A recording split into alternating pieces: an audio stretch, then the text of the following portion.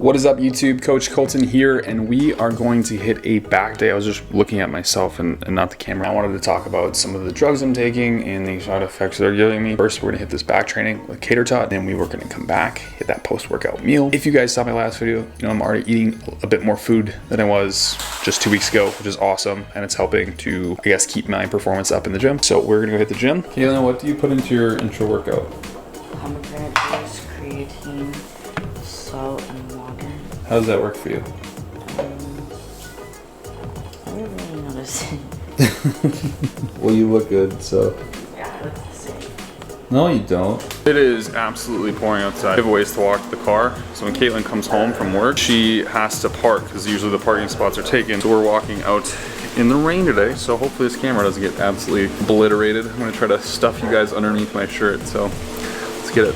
All right, at destination, we are going to start training back with a movement that really trains the upper back, rhomboids, teres, those types of things. The reason we do this is we have a horizontal and a vertical pull day. The horizontal day is more of like direct upper back work, whereas the vertical day is more lat work. So we're gonna start with this lying over prime extreme row. Beautiful machine. We're gonna work that mid to lengthen range and really hit those rhomboids and teres in that lower trap area and get some growth. So one thing we try to do is feeder sets. So we start with a very low weight, feel that out for about 5-ish reps, and then progressively increase the weight. Depending on who you are, I do about by a plate per time. So by the time I'm actually to my working set, the set I'm actually counting, I've come up about 3 or 4 sets that are feeder sets before that, if that makes sense. So we're warming up the muscle, creating the neurological connection to the tissue, and then diving into the movement, which is what this might be a warm-up, depending on how it feels. It might be the full working set, we'll see.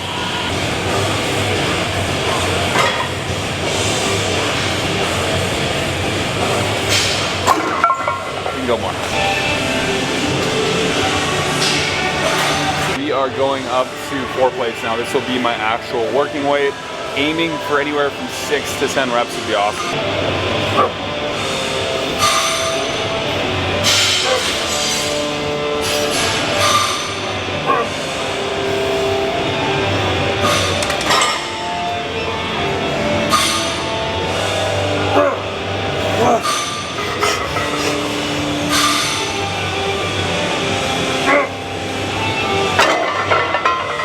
Can we just appreciate the back gains on this woman? I mean, look at this shit.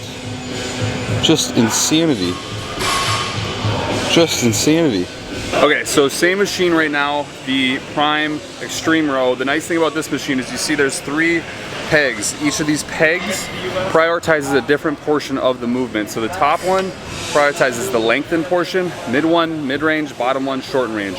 So the last set we did, the last exercise, we did the top to prioritize that lengthen range. Now we're doing the same movement, fresh again, with all the weight placed to the bottom to prioritize the shorten range of that upper back. A little bit different. It's actually a lot harder in my opinion, but we're trying to work that shorten range as opposed to just the lengthen.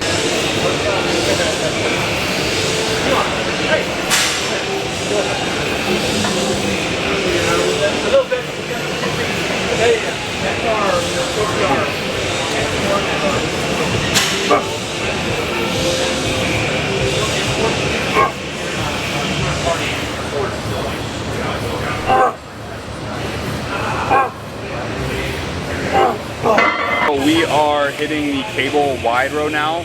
The reason for this is honestly just because Caitlin prefers it and it's still hitting that upper back area plus some rear delts, which is what we want. This is more biased towards that shortened to mid position and not so much the lengthened position, but it still gets a really good job done. And we're gonna hit this for 2 to 3 working sets and then move on to something else.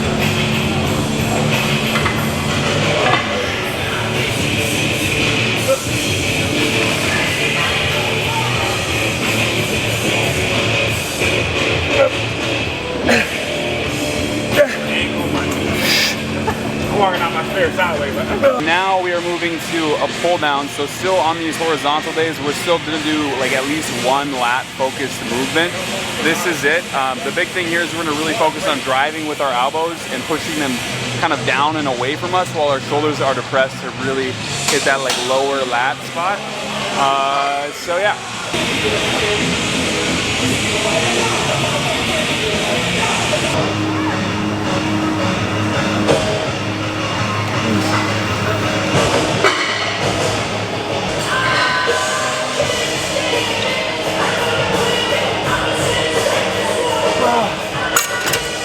The music is getting really loud in here.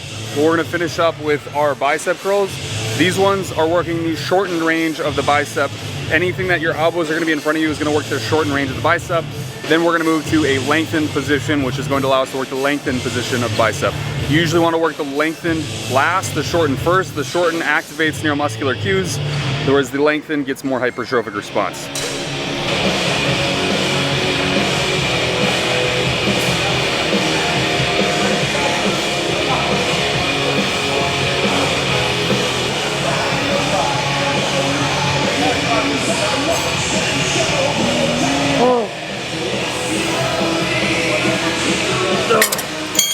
Now we're gonna finish up with that lengthened range of motion bicep curl. So we're doing this with our elbows behind us to work that lengthen. And you really wanna make sure you're depressing your shoulder and creating a big chest to get that full stretch in.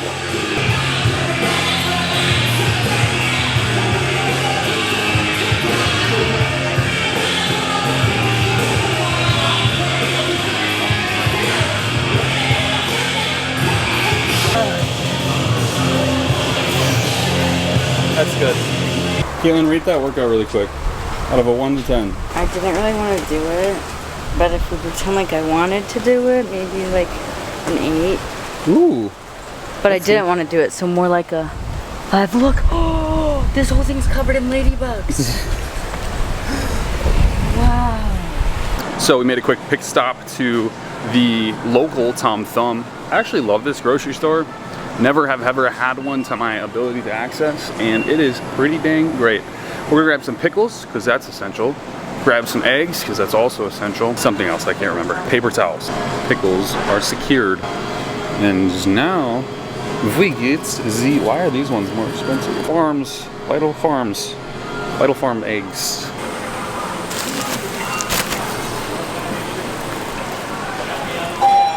If you're not eating your kiwis with the skin on, you are wrong.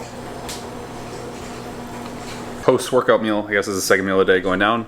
We got 9 ounces of chicken, 90 ounces or 90 grams of white rice. And I'm just looking at this rain. Holy shit, it's like a hurricane out there. You guys can see that, but it's nuts. It's going ham. All right, YouTube, it is much later in the day. It has been storming like crazy here. I've had tons of work to do, so use this as an opportunity to get all my work done.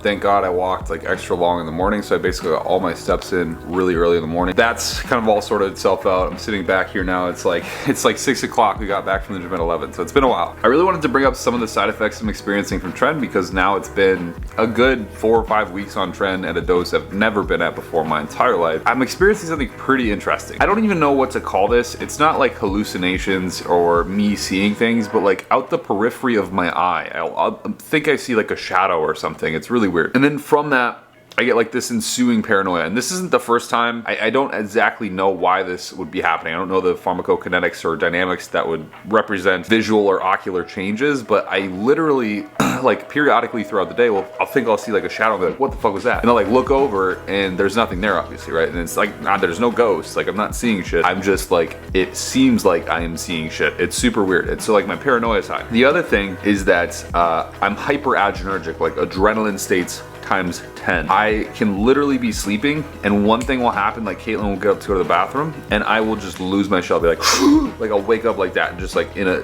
urge to fight, you know? It's super, super weird. Outside of that, my day-to-day life is not bad. So it's weird, like there's no balance. Like I have periods of times at night where I wake up and I'm just like, whoa, and then I have those visuals. Besides that, it's pretty much normal life. I would actually argue I have procured a great degree of productivity and resiliency through using Trenbolone. I do believe that 100%. My work hours have actually increased. My ability to wake up earlier and do things more rapidly has increased tremendously, and my confidence when going on to sales calls with new clients and scaling businesses, hiring employees, increased. Like my ability to just be rigid and stern and active in those areas has really been powerfully increased, which I find interesting. And it's also a toxic trait too, because you get into your own head very, very easily. I have more forward drive, if that makes sense, but then on the back end of that forward drive, there's like these weird symptoms like hyperagenicity, where I'm seeing things out the corner of my eyes and it's like making me paranoid, or I'm like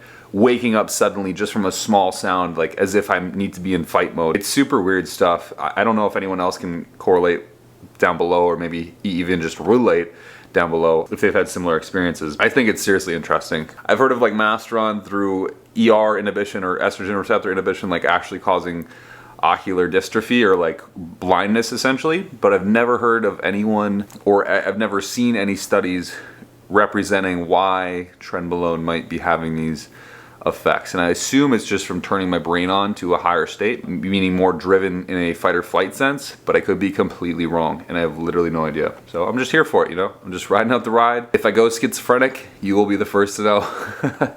So I appreciate you guys for watching. Hopefully that workout was useful for you. Hopefully you guys can let me know what's going on in my brain down below, and I appreciate every single one of you for supporting me. Don't forget to follow me on Instagram at Kolton_red. Don't forget to subscribe down below, click the like button, hit the bell button, and do yourself a favor. Comment, please. It helps the algorithm tremendously, and it helps me get more reach so that I can help people like you get more visual into a professional bodybuilder's life, as well as one with cerebral palsy, which is quite rare, I might add. So with that, folks, deuces.